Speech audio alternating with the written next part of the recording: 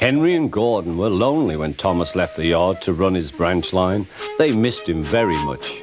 They had more work to do and had to fetch their own coaches. They didn't like that. James grumbled too.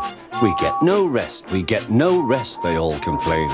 But the coaches only laughed. "You're lazy and slack, you're lazy and slack," they answered. Altogether, the engines were causing the Fat Controller a great deal of trouble. The big stations at both ends of the line each have a turntable. The Fat Controller had made them so that the tender engines can be turned round, because it is dangerous for them to go fast backwards. Tank engines like Thomas don't need turntables. They can go just as well backwards as forwards. But to hear Gordon talk, you would have thought that the Fat Controller had given him a tender just to show how important he was.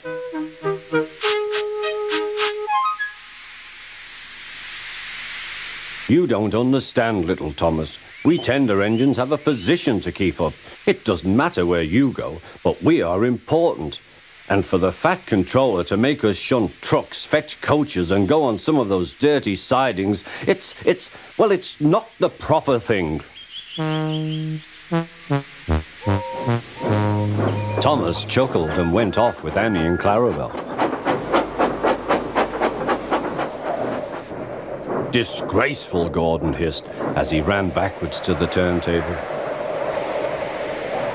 The turntable was in a windy place close to the sea, and if he was not on it just right, he put it out of balance and made it difficult to turn.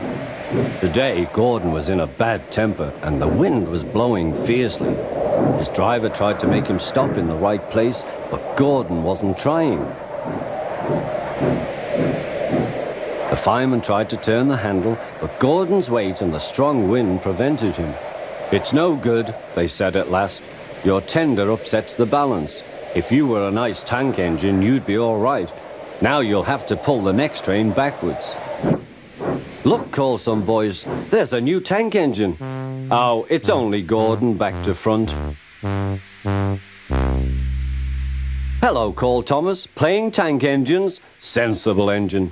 Take my advice, scrap your tender and have a nice bunker." Gordon said nothing. Even James laughed when he saw him.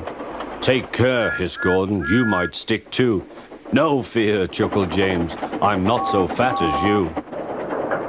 "I mustn't stick," thought James. He stopped on just the right place to balance the table. It could now swing easily.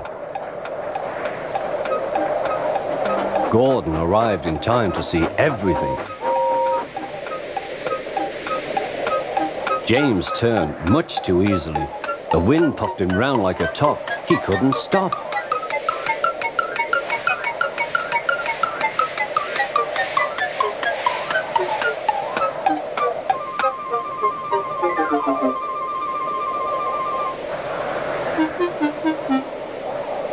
"Well, well," said Gordon, "are you playing roundabouts?" Poor James, feeling quite giddy, rolled off to the shed without a word.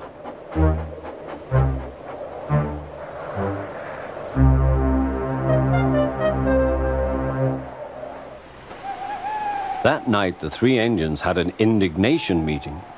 "It's shameful to treat tender engines like this. Gordon has to go backwards and people think he's a tank engine. James spins round like a top and everyone laughs at us.